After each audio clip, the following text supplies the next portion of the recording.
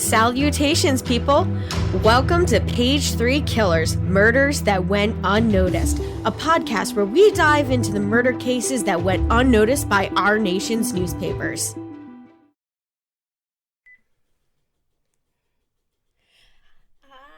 Hi guys, welcome back to Page 3 Killers, Murders That Went Unknown? John usually gives our title. Let me grab my glasses. Yeah, Stacey needs her glasses. In case you guys haven't heard, we have a special guest. Oh, doesn't she look so smart? If you can't see, you can't read, right? Yeah, I can't read. If So I don't have my glasses on. We have Stacey here for a special episode. So this special is because we finally hit 7,000 downloads just this past week on, I believe, Wednesday, when our episode aired. So we thank you guys so much for listening. So this is a special. I know last special we had Chelsea on, and that was super fun. This week we have Stacey. Hi guys. So I'm so excited to be back. Yeah, what have you been up to? Life. Life? That's it. Any good murders? No. Nothing crazy has been going on in my world. I would say I watched a couple of creepy documentaries and I freaked myself out. Okay, listen. I watched an episode of CSI. The one in Las Vegas. It was like a Halloween episode of like the last season before they brought in that one guy from Cheers. Okay. Yeah, before they brought him in, and it was like their Halloween episode, I guess, called Squiggle. It fucked me up. I was terrified because it was supposed to be the killer. The mask of the killer looked like Mr. Cruel from Australia. That unsolved serial rapist, and I believe he was a serial rapist and child murderer. Which is terrifying. And the guy was like laying under people's beds. It freaked me out. It freaked me the fuck out. I could not handle that episode. I was so terrified for about a week. You know, I just started watching this TV show called Under the Banner of Heaven on Hulu. Ooh. And it's got Andrew Garfield. I'm just going to plug it right now. It is really good. And it deals with, it's an actual true story.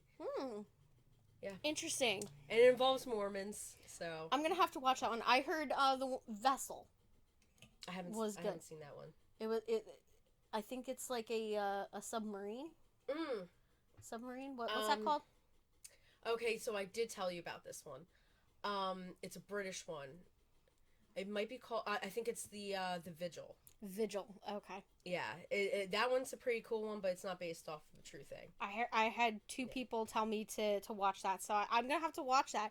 Although, definitely not going to watch it while John's not here. Because I seriously freaked myself out. Trust me, Vigil, you're not going to freak yourself out because it's on a submarine. Oh, okay, yeah. And it's Russians. Okay, yeah. Russia's involved, so it's okay. Not that bad. I'll be alright. But I did watch a documentary on Chernobyl. Yeah, that would creep me out. And that would creep me out only because I live near a nuclear power plant. Dude, don't watch the one about 3 Mile Island, then. I started it. Oh my god, that's even worse, man. I mean, the government didn't lie is bad, but they still lied about a lot of stuff. So, even now, people think that absolutely nothing happened. So, but I have no doubt that the government isn't doctoring numbers. That's all I'm saying. Yeah, but that's not what we're here to talk about this week. So we are going to be talking about cases that were solved with DNA this year.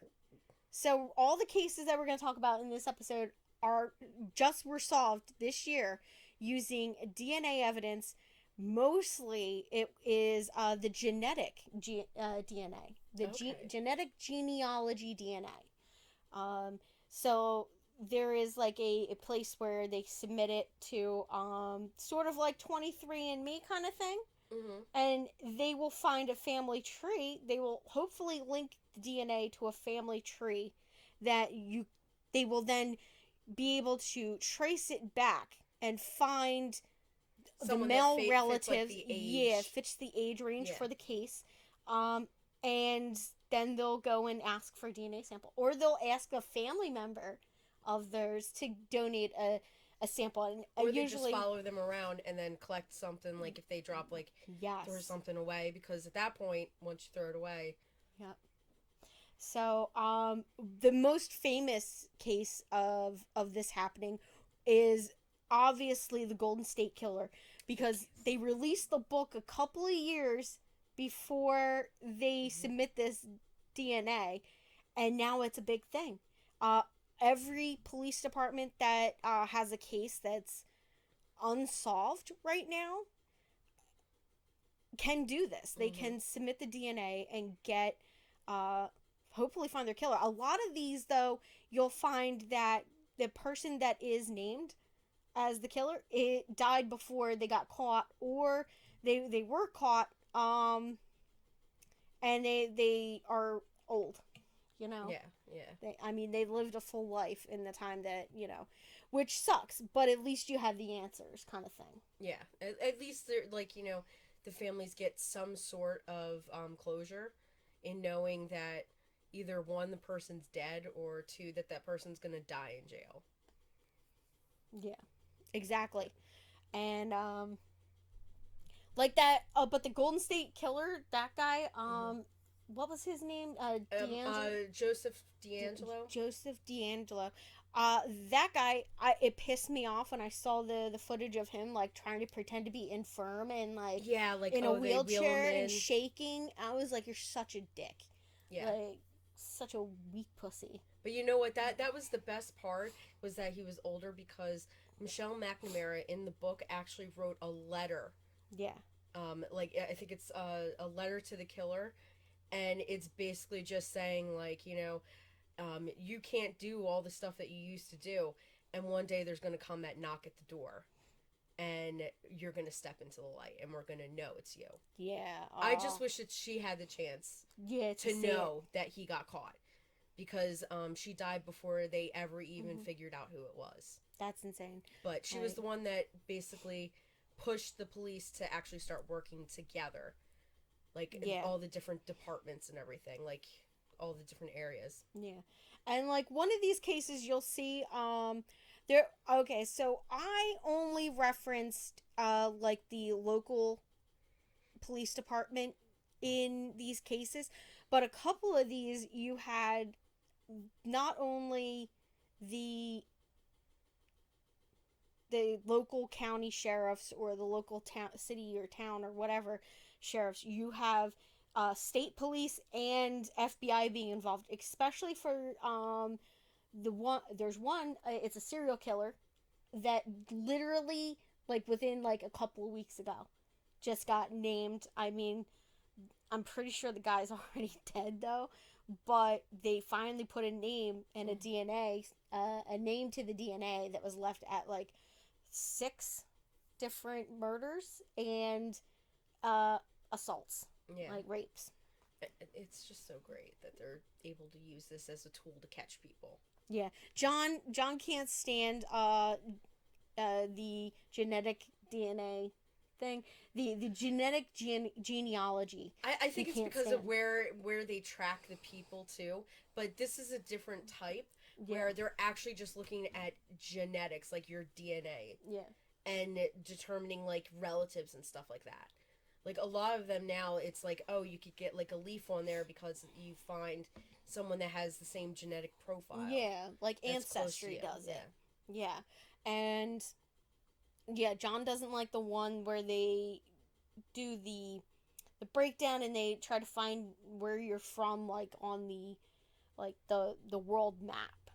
Like, you're so much percent this and this and this and this, but his thing is, like, everybody moved around so much over centuries, like. And I noticed that one of his biggest things was that, like, a certain area Mm-hmm. had a different name. So how come they don't include that name? Because that's how far back you went. But it's just Yeah. like, it's just generic, the area. Yeah, exactly. It's just generalized, that area, that region is Yeah. where you're from. And I've seen people do it, and they were just like, wow, it's like really interesting to see where you're from.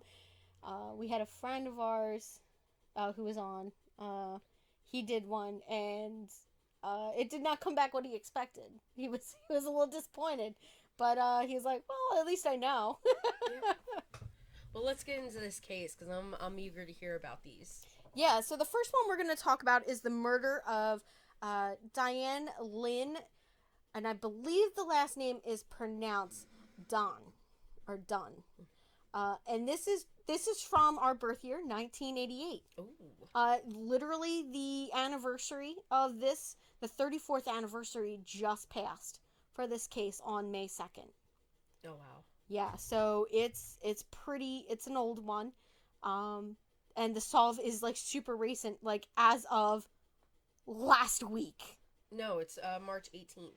Yeah. Or I'm sorry, March 18th. 2 days before our birthday. I know. Yeah, so... Oh, shoot, now we just told everyone how old we are. They're not gonna mind. They better not. No. Because I'm old. Well, if you're old, I'm old, and I don't feel old yet. Now, this case is solved using the genetic DNA, the genealogy DNA profile. So, 34 years ago, they did not know who the killer is. Today, they do, which is super great. Now, I just want to tell you a little bit about Diane from a couple of articles that I read. So her family and friends remembered her as a goofy and funny person. She was an avid artist. She liked drawing, all that entailed. And she also played the violin and guitar. So, yeah, she sounds like a cool person. Now, on May 2nd of 1988, Diane went missing. So she didn't show up for her shift at the San Diego Transportation Corporation. So she didn't show up for work. So her coworkers got a little nervous because I guess this was out of character for her. She wasn't normally a no call, no show kind of person. So one of her coworkers who was worried about her decided that they were going to go by her apartment and check to see where she was. So her coworker goes by the apartment, knocks on the door, no answer, and ends up walking in and finding her lifeless body in her bedroom. And they found her 2-year-old son wandering around the apartment complex. Oh my goodness. Yeah, so he was home. Now, she had been bludgeoned and stabbed to death. Now, her cause of death was listed as stab wounds to the chest, and it was ruled a homicide by the coroner's office. So, at this time, the San Diego County Sheriff's Homicide Unit conducted their extensive investigation, but they were unable to identify a suspect. So they went through, all the people that knew her, associates, friends, and they couldn't link anybody to her murder. Yeah. So yeah, the hardest cases to solve are stranger murders. So if she didn't know somebody, yeah, exactly, it's going to be the hardest case to solve. Yeah, because there's no way unless you have fingerprints and they're already in the system, or DNA sample and they're already in the system. And those take weeks to months to get processed. Can even take years to get processed, depending on the budget that the police department has. So they were unable to identify their suspect, and the case goes cold. Now, a new squad, 33 years later, picks up this case, and they're like, you know what, there's a DNA sample. let's try this. So they decide to use the investigative genetic genealogy, and they submitted away, and they were able to track down a suspect, and his name was Warren Robinson, and Robertson, sorry, and he was a man who lived next door to her in the apartment complex.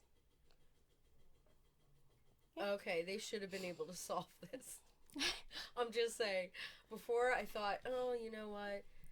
Stranger, but that's not a stranger.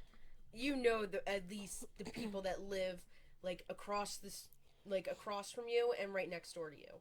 Yeah. Like, I mean, we know one. The other one, she's crazy. Pretty sure that guy buried his mom underneath his home. We don't. The only thing we hear out of these ones back here is maybe when they argue over his drinking problem. but that's about it. we know our neighbors. Harry's great. We know our neighbors. We mow our neighbor's lawn. We're okay. Stepford wife. No. I make cookies for everybody. Christmas time. Stepford wives. Well, no. See, because we live in it's a twin. Yeah. So we have really somebody close. we share a wall with. Yeah. So we're really close. But I try and make sure that we give them a gift for Christmas. We constantly say hi to each other. We both have dogs. Yeah. Every once in a while, Harry will come over and he'll weed whack for me. Oh, that's nice. Well, he'll weed whack for John. my husband, he's a good man. He goes and he mows our next door neighbor's lawn, front and back. And every time she comes by and she sees it, she's like, "Oh, thank you." Yeah. Well, that means she didn't have to do it, so she's very grateful. Well, it's better than paying people to do it. Yeah, true. Now, in 1988, Warren Robertson worked as a local tow truck driver in San Diego. Yeah, tow truck driver. That's it. Now, after the murder, apparently, he left his family and moved 20 miles away to Lakeside, California. So, who knows if the cops ever got to question him to begin with. Now, he could have fled the day after, or the same day. Yeah. So, a year later, Warren Robertson moved to Indiana, and he lived there until the age of 39, when he died in a house fire on November 25th, 1999. So he was literally 30 years old, 29 years old when he murdered her. Yeah. So, but I just love that he died in a house fire. Yeah. How I hope he was poetic. Awake for that. I hope he was I hope he was awake and suffered. Yes. It's crazy.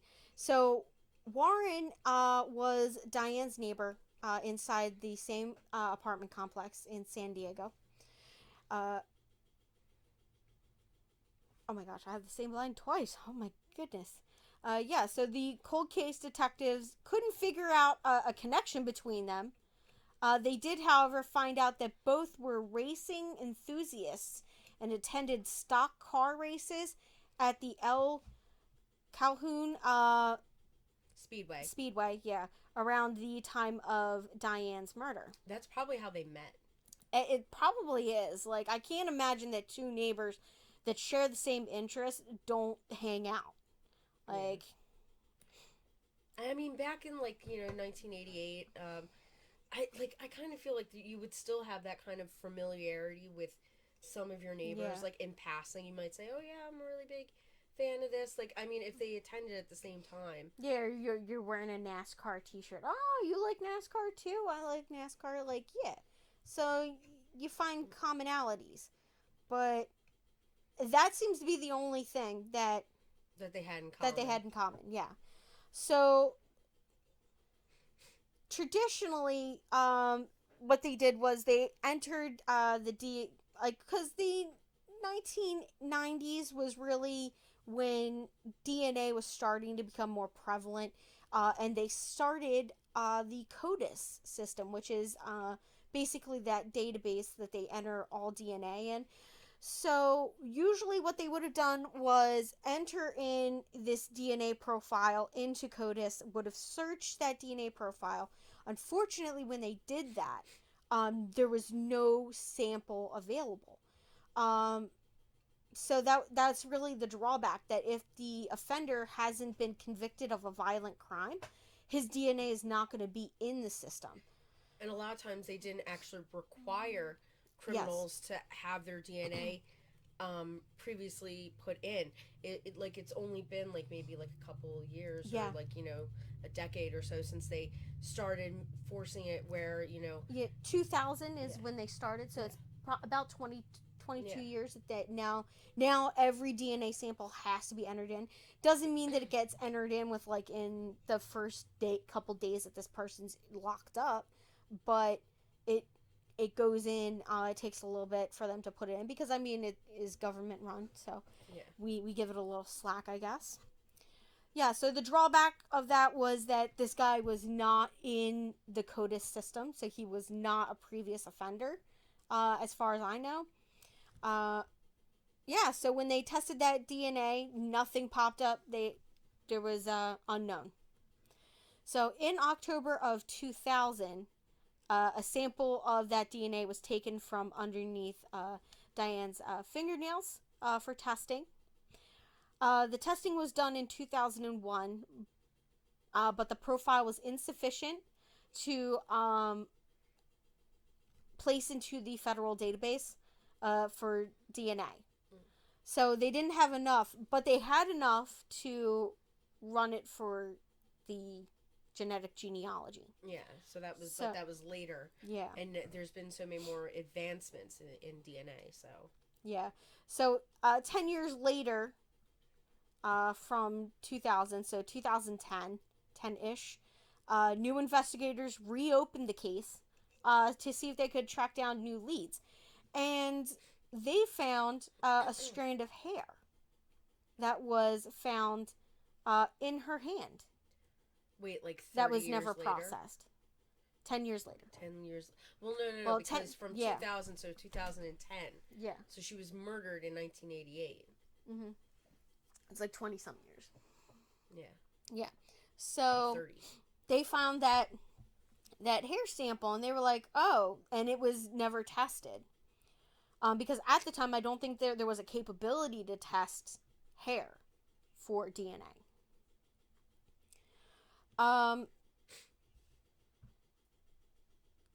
Yeah, but you know what? How do they know that? Like, because I mean, the chain of evidence is technically broken on that hair. Because what if, as a neighbor, he went to her funeral and it was wouldn't over have been her coffin in her hand, like it was in her hand. Okay. When she don't they clean the bodies and stuff? Like, I just don't. They don't clean them before they process it for evidence. Well, so did they already have the hair? Yeah, they already had the hair. Okay. Yeah. So it wasn't 30 years later they found the hair. No, it wasn't 30 years later. Okay, that's what I'm thinking. No. So what it was they collected they found the hair, they found the DNA, they pulled that, and they put it on ice because they weren't sure if if it would be useful. So I guess they thought, well, your hair is individual to you. So the shampoo that you use, the things that you do to your hair, the hair dye, well, it whatever. could have also had a root. So DNA, like when you pull a hair out, like you yank it out, which is what she could have done to her killer. You're pulling out, like it's like a little plug that's on there, and that's called the root. When you pull that out, that has your DNA there. Yeah, and but at the time, I think that because they didn't have the capability to test DNA from hair at that time. So what I think they kept the hair for was so that if they did find a suspect, it could be used as an identifier, because they could microscopically look at the hair versus that hair, and they would be able to tell if it was the same person, from the structure of the hair. Yeah, that's true. Like, it could be like, okay, well, this person has the same kind of hair, like the same quality of hair, Yeah. Unless he shaves. So that's why I think they kept it. But I think by the 2000s, they now had the capability of testing the DNA from that. And so they did that. So that strand of hair was processed, and they were able to do a full CODIS profile of that DNA sample, and that was uploaded into CODIS, and it came back as a match to the DNA that was underneath of her fingernails. So they knew that whoever left the hair also left the blood under her fingernails. Only way she's gonna get blood under her fingernails is if she's struggling with somebody. So they're like, yeah, so this has to be the person that killed her. Yeah. So in May of 2020, the investigators started using investigative genetic genealogy, which combines DNA evidence and traditional genealogy to find biological connections between people.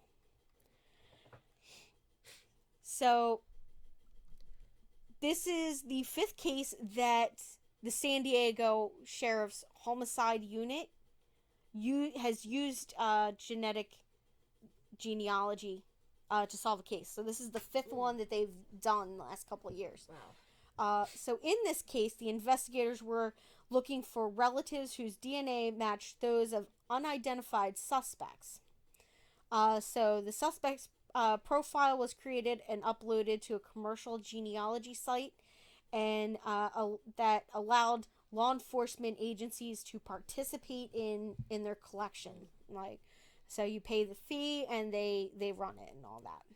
So after what investigators called an exhaustive process, 9 family trees were created, and nearly 1,300 people were connected to Robinson, either through blood or marriage, on that tree. So eventually, direct relatives of Warren Robertson gave their DNA samples, and they confirmed the identity. Shame that he was dead, though.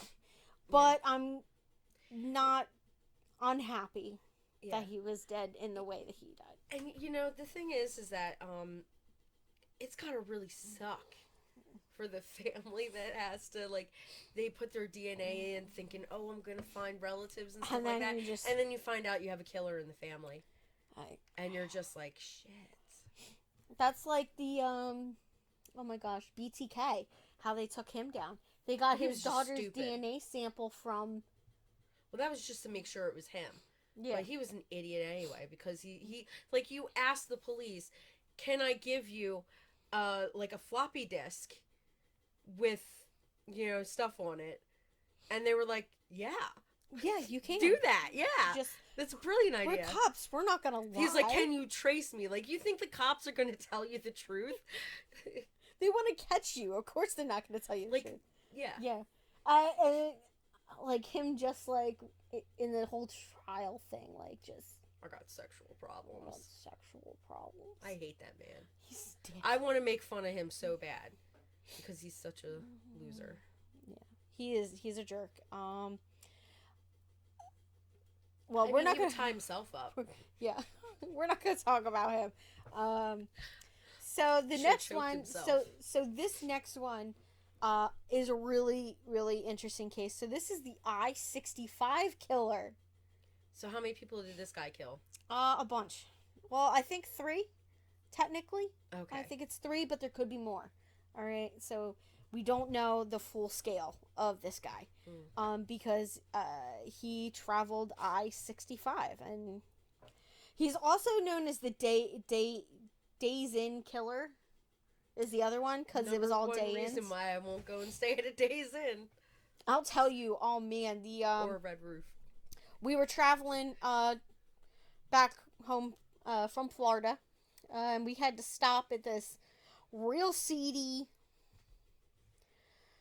roadside Red Roof Inn. where the doors are outside. Like, you don't go into the hotel. God, no way. They're on the outside. I hate hotels like that. But it was the cleanest looking one on the strip. And we couldn't go any further. It was another 50 miles to the next stop. And John could not go another 50 miles. So John's like, I don't care that the state law says that I'm not allowed to carry my weapon, like his gun, with him. He was like, nope. That went from the glove box into his pocket. When we were walking up, there was like a homeless guy who was like, hey, you guys got some money? And John's like, nah, get out of here. we locked the door, and I pushed a chair up underneath the doorknob. I was like, I'm not fucking around. Did you check the windows? Yeah, the windows were fine. Did you check the mirrors? Make sure that they weren't dude. Those police mirrors, like, you Oh know. yeah. We breathed on them and everything. We held up flashlights and just checking it out, making sure that, you know. Yeah, that was the seediest hotel I've ever seen. I refuse to stay anywhere like that ever again. It was terrible. It was pretty scary because we're pulling off the road at like 1 o'clock in the morning, 1:30 in the morning. Literally, the only place that is open is the hotel lobby and Waffle House across the street. You know what I can't imagine was, remember when we were like, you know, when we were in our 20s? Yeah. Mom and Dad like driving down to Florida, pulling into a rest stop and sleeping there for a couple of hours. I'm like, now as like an adult, I am never doing that. Like, when I was a kid, never thought once about it. When it's super packed, I'm fine with it. But if I'm the only car sitting there, hell no. Yeah. Hell to the no. That's not happening. Yeah. No. But I'll tell you, there's some strange ones out there. So we're going to talk now about the I-65 killer. Now, in the late 80s and early 90s, there was a series of women who were found dead in 3 separate hotels along I-65 from Kentucky to Indiana. So, yeah. So, we're in Bible Belt territory for this one. So, on February 21st, we have our first one. And this is in 1987. There was the sexual assault and murder of a 41-year-old Vicky Heath. Now, she was a night clerk at the Super 8 Motel in Elizabethtown, Kentucky. So the motel lobby showed signs that she had obviously had a physical fight with her assailant. The telephone had been like uprooted and pulled out of the wall to keep her from calling the police.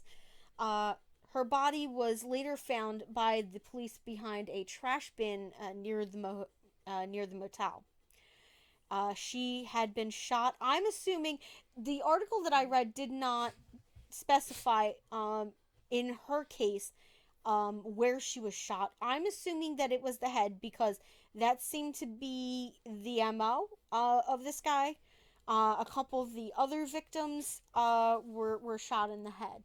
So my assumption is that she too had been shot that way. In that case, they had nothing, you know. Now, on March 3rd, 1989, 2 years later, there was the murder of 2 hotel clerks along the I-65 corridor, which was 24-year-old Margaret Mary Gill. She went by, her nickname was Peggy. Now, she was a night auditor at the Merrillville, Indiana Days Inn. Now, like Vicky, she was sexually assaulted, and then she was shot in the head twice. And her body was dumped in a back hallway. There was $179 missing from the motel cash drawer. And then 4 hours later, 34-year-old Janet Gilbert was sexually assaulted and shot. And she was a part-time auditor at the Remington Indiana Days Inn. Now, her body was found near the roadway in the early morning by a passing motorist. There was $247 missing from the cash drawer at that motel. Now, both women had been shot with the same .22 caliber handgun, and .22 caliber is pretty small. Mm-hmm. That's what I prefer to use. Not for murder. Not for murder, guys. I mean, like, just in general, because it's easy. The kickback on that is, like, less than a 45 or a 38, because those are very powerful rounds. Those are the ones to defend your home with. .22 is not a home defense weapon. It's easy to conceal. They're small. So that's what I have, is a .22. So on January 2nd, 1990, we have a 21-year-old clerk at the Columbus, Indiana Days Inn was attacked. Now, this victim, she survived, okay? So she was working the night shift when an unknown man attacked her, sexually assaulted her, and stabbed her. And he then robbed her. I guess she was able to get away. So she was able to provide a description of her attacker, and a composite drawing was circulated of this guy with, like, reddish hair, a beard, looked sort of transient, but I guess was, like, clean cut enough. Could have been a truck driver. Yeah, that's what I was thinking. So there was also DNA evidence that linked her attack to the two from 1989. So they were able to link all of those cases together. Now, in the decades since, all their cases remain unsolved. Now, on April 5th of 2022, the Elizabethtown police released the identity of their murder suspect, and they used the investigative genealogy along with traditional genealogy searches and historical records to track down this guy. They pulled his DNA, and it was a 99.999% positive match. So that's like one in like 10 million or 2 or 1 billion. It's probably more than that. Yeah, it's like 1 in 1 billion. So like there's nobody else that's gonna have that DNA. Nobody. And so after more than 30 years, they identified the killer as Harry Edward Greenwell of Louisville, Kentucky. Louisville. It's Louisville. No, it's not. It's Louisville. That's how it's pronounced. They're gonna be mad at you if you pronounce it Louisville or Louisville. I mean, why can't people pronounce things like how they're supposed to be pronounced? I don't know. All right. Now, in 1991, Harry Greenwell sexually assaulted and stabbed another woman in Rochester, Minnesota. So that brings it up to five victims. Yeah. 3 dead. I'm assuming this one survived. Yeah, she survived and gave a similar description to the assailant, noting his flannel shirt and jeans, as well as he had a lazy eye. Yeah, so the cases were officially linked by DNA in 2013. Now, it is the only known attack that occurred along the Interstate 90 that he committed. Now, the murders were considered a cold case until 2008, when DNA from evidence was submitted. And in 2010, the Kentucky State Police announced that the DNA evidence linked the 3 murders together, along with Kentucky and Indiana. So now they got linked with Minnesota. So they figured out, it's officially serial killer. Yep. So they officially announced that they had a serial killer that they were looking for.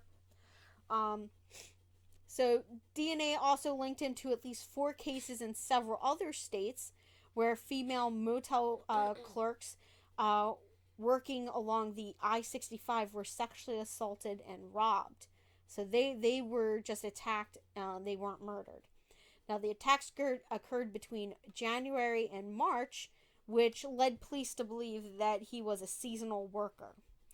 Now, Elizabethtown police suspected the killer to be a truck driver or traveling salesman between the age of 55 and 65. How do you get... Okay. Yeah. I don't think a 55-year-old, 65-year-old is moving at the same as like a 30-some-year-old, but okay.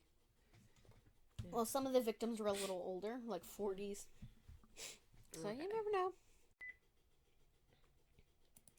Alright, so on January 17th, 1963, Greenwell was arrested for armed robbery in Louisville and was sentenced on April 12th, 1963 to 2 years in the reformatory along with 5 years of probation. Yeah. And then on 2 years later, after he got out, on February 23rd, 1965, he gets arrested again in Jefferson County, Kentucky. This time for sodomy. Yeah. I guess he went back to jail, gets back out. So in 1969, he was paroled from the Kentucky State Penitentiary. And on April 28th, 1978, Harry Greenwell's wife died in a house fire in Vern County, Wisconsin. Did he start it? I have no idea. I mean, could be an old house, old wiring. You never know. I don't know. Yeah, true. Yeah. Now, shortly thereafter, he met a 39-year-old single mom who was, like, just out of an abusive relationship. So he started dating her, and sometime later, they got married. He adopted a daughter from a previous marriage. I'm not sure if it was her previous marriage or his previous marriage. I feel like it was her previous marriage, so he adopted, I think, her daughter. Yeah. But I can't confirm that. Normally that's how that works, yeah. Yeah. And then they had a son together. So in 1982, he was once again back in prison for burglary in Iowa. Now, during his arrest, he managed to escape from custody twice, but was recaptured.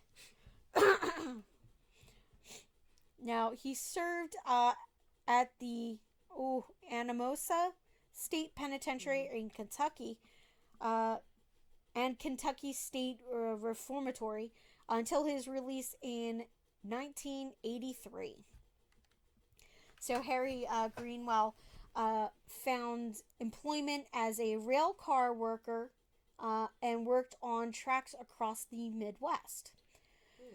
So while Greenwell was identified as the perpetrator of the attacks and the murders until he wasn't identified until 2022, he was arrested again in 1989 for traffic violation and a domestic incident in La Crosse, Wisconsin.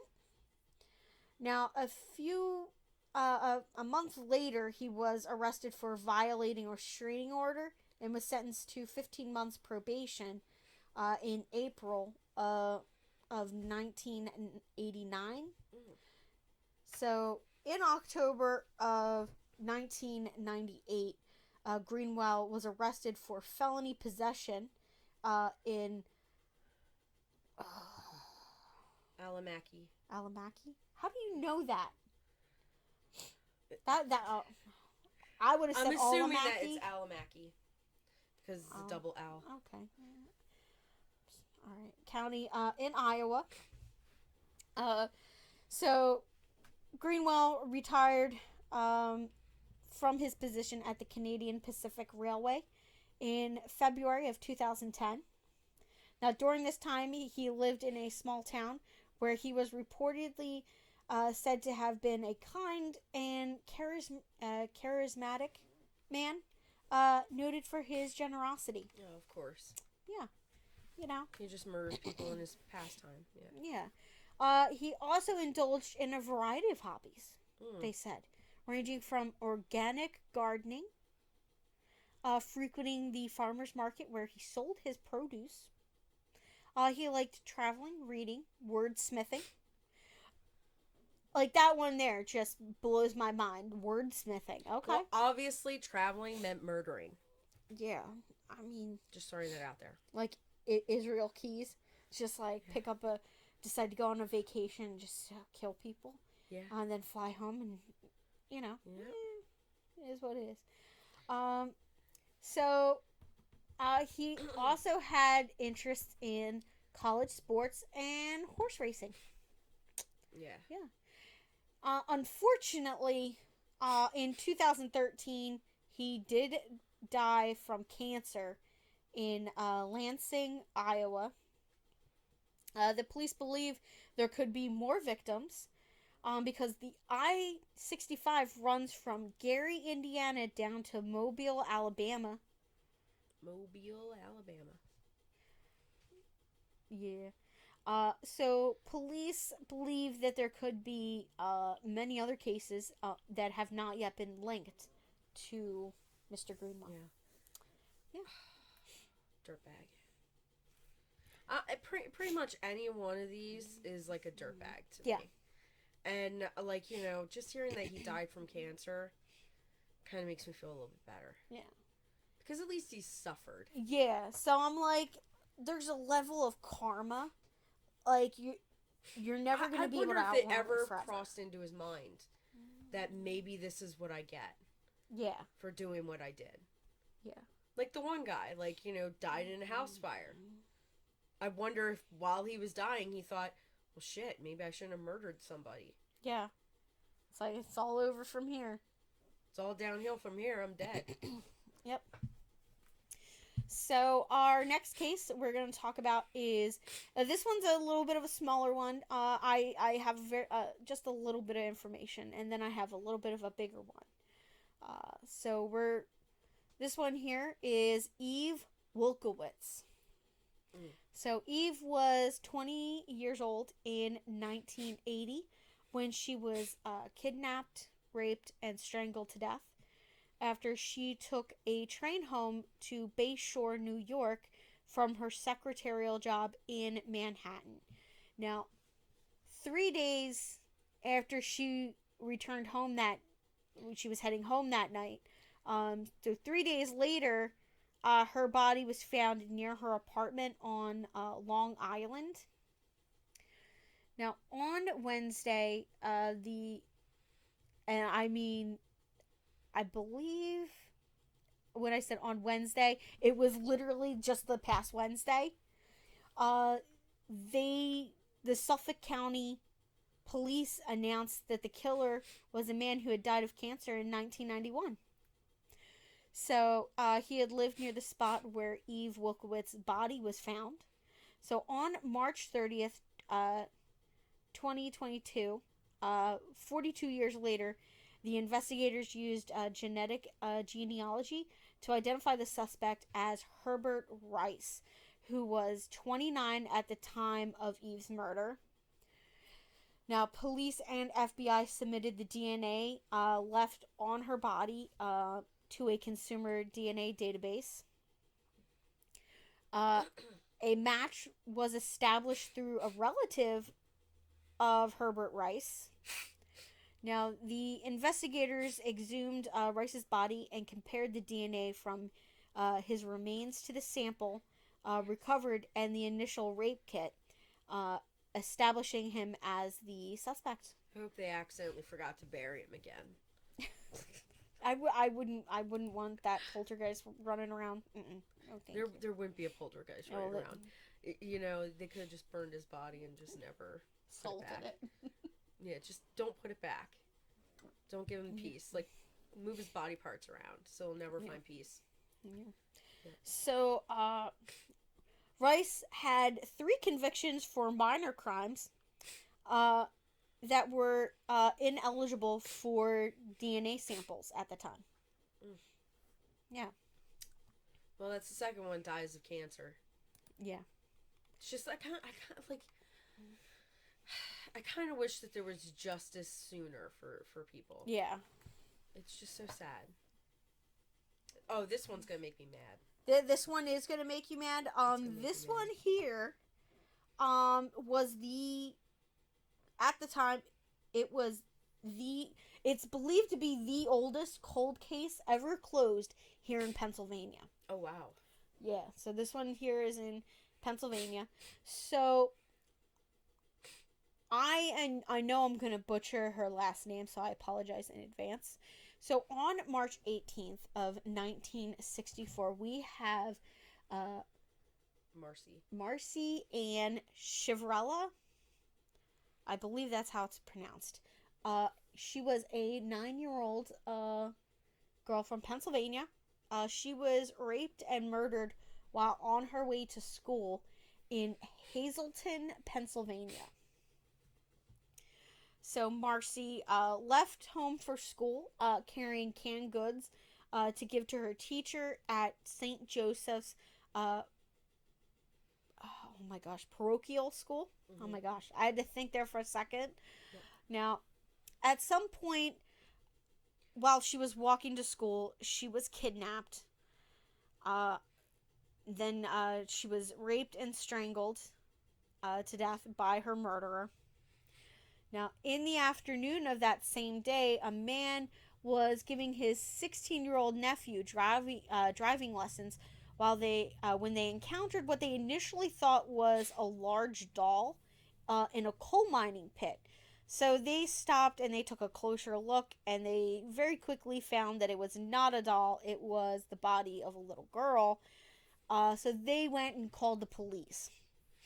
So this murder went unsolved for nearly 58 years until it was announced by authorities in 2022 that the perpetrator had been identified as James Paul Forte, using the investigative genetic genealogy. Now, it is believed that this is the oldest case ever solved in the United States using this method, or like in Pennsylvania using this method. Yeah. Now, despite months of nonstop work, authorities were not able to retrieve any initial leads following the murder. So decades later, in 2018, the authorities teamed up with Parabon Nanolabs, which was a DNA technology and a genetic genealogy company. And the following year, the company shared the DNA profile with a genealogy database. Yeah. And the authorities began to work with a genealogist at Elizabethtown College and a student who was 18-year-old Eric Schubert in 2020. Like, this college kid, I'm pretty sure did all the grunt work, pulled all the Good records job. And stuff like that. Well, kudos. Well, he probably assisted, yeah. Yeah.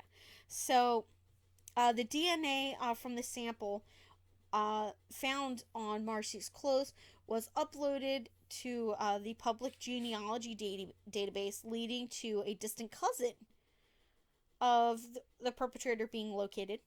Now, from there, Eric Schubert did tracing to then identify that perpetrator. Now, on February 12th of 2022, authorities announced that with assistance from Eric Schubert and the research and Parabon Nanolabs initial work, that the perpetrator had been identified. So it was, at the time, it was 22-year-old James Paul Forte. I'm pretty sure. And I just want to clarify, in the notes, it does say that that they started working with a genealogist, and so it's the college student who's the genealogist. Yeah. Based on so Eric is the one that was just helping. Like there was nobody else. It was just him. He was a college student helping them solve a case. So he lived 6 or 7 blocks from Marcy's home. Now, James did not have any known relation to her or her family. Now, an exhumation of his body occurred. It was approved, and he was identified as the prime suspect via DNA testing. So he died, unfortunately, on May 16th, 1980. He was a bartender and a bar supply salesman from Hazleton, from the Hazleton area. He was born in Hazleton and lived in the town his entire life. He didn't leave, nothing. Yeah, all 39 years of... Wait, no, more than 39 years, sorry. Yeah. My math skills. Now, he never married, never had any children. Yeah. Yeah, no, 39 years. Yeah. He was arrested in 1974 in an unrelated case on charges of involuntary deviant sexual intercourse and a sexual assault. Yeah. This guy and is he was just given a dirtbag. plea deal. Yeah, he was given a plea deal for the less serious conviction of aggravated assault and was sentenced to 1 year probation. Yeah, if only you guys dug a little deeper, you would have known that he murdered somebody. Yeah, he was arrested again in 1978 on charges of reckless endangerment and harassment. He died of a heart attack at the bar where he worked. Yeah, 38 years old. At the age of 38. Yeah. Douchebag. Yep. So those are all of our cases.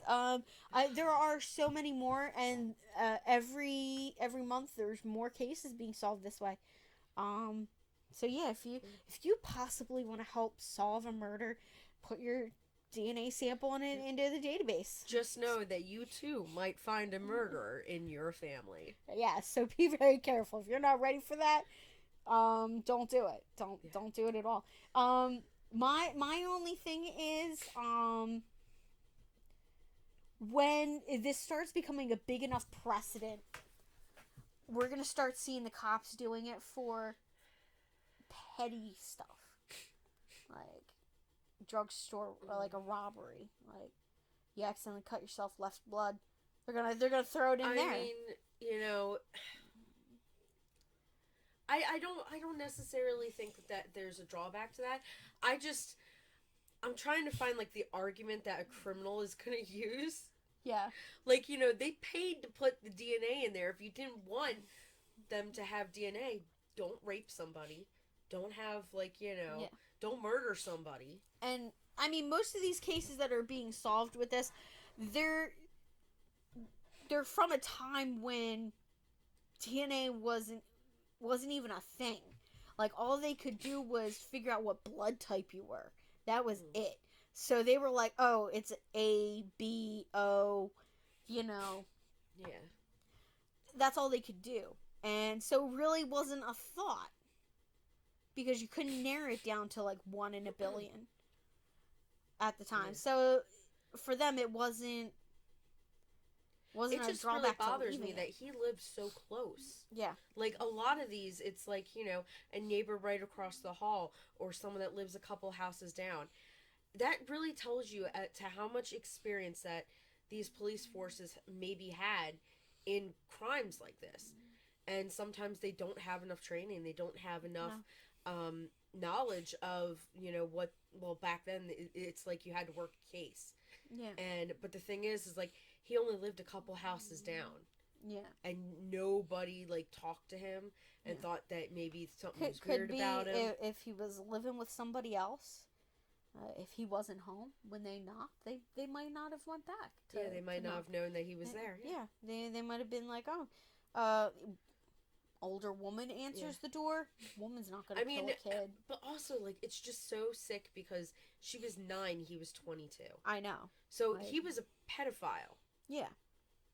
Which leads me to believe that possibly, he went for an older victim with like with the other assault that he did. It could have been somebody that was close to the like age 16, of like 17, consent. Yeah. So they were like, okay, well, we'll slide it down because it's. Yeah, but it kind of makes me glad that he died at the age of 39. Yeah. I like the fact that he didn't have a full life. Yeah. You know. I mean, like, you know, it's really tragic and sad because a lot of these people, they should have gotten justice so much sooner. Yeah. And a lot of the victims' families, when they're in these articles, they're so appreciative to have information now. They're like, this is like amazing that you guys were able to solve this late, Yeah. I mean, I envision like her mom or her dad. Like, I kind of like pray that they were still alive to hear that, hey, they know who did it. Yeah.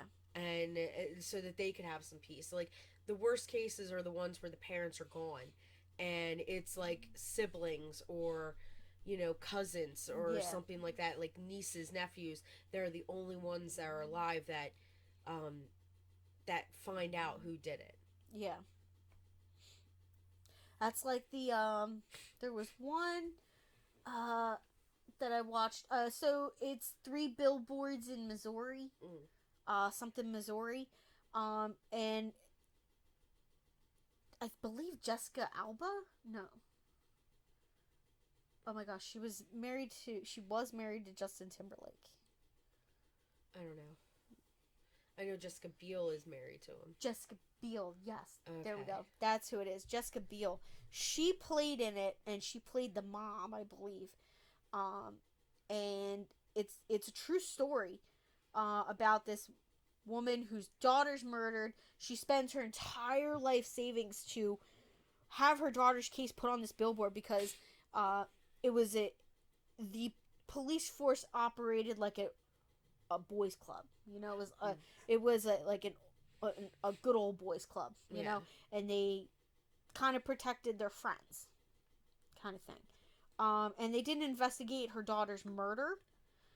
So her daughter was getting divorced, and they couldn't prove that her soon-to-be ex-husband killed her. So she put her daughter's face across a billboard with "My daughter was murdered on this date." Her name, her birth date. Help me find her killer. Yeah. On a bunch of billboards. And well, I'm assuming 3 billboards. Yeah. Because that's yeah, and she rented them out for years. Yeah. And then I would have made sure that one was right in front of the police station. In the video, in the movie, job. I believe one was, but I'm not sure in reality if it was or not. But yeah, so she did this. She was very vocal about trying to catch her daughter's killer. So, funny thing is, the killer ends up getting caught because he murders her and her best friend, who are dropping his daughter back, who returned home just after they dropped his daughter, her granddaughter, back off at his house because she had finally gotten visitation rights with her granddaughter. It was literally the first overnight stay with her granddaughter. Or they were getting ready for an overnight stay. She had just gotten approved for overnights. No, is this a true story? It's a true story. Wow. Yeah. So she gets shot to death with her best friend, and they end up solving it. See, this is where I would have security cameras, like secret cameras, all over the place. So if that guy came in and tried to kill me, dude, you're gonna get caught. Yeah. But yeah, it was. I don't care. You super... can shoot me as many times as you want, but I'm gonna fight you. I'm gonna run at you. I'm gonna I'm gonna grab you. I'm gonna scratch you. Oh yeah. Like I might die, but I'm taking you down with me. Yeah. But yeah, that was like really interesting. I saw that one. Yeah. So. Well, these were some really interesting cases. I'm glad that I got to come in for an episode. Yeah. Well, we're still gonna record our regular weekly episode, so maybe we'll have you sit on that one too. Yeah, I just need another drink, so Yeah. I'll cough some more. Sorry. All right, so let's roll out. All right, we will see you guys back here. Same bad place, same bad time. Yeah, sure. Bye, guys. Bye.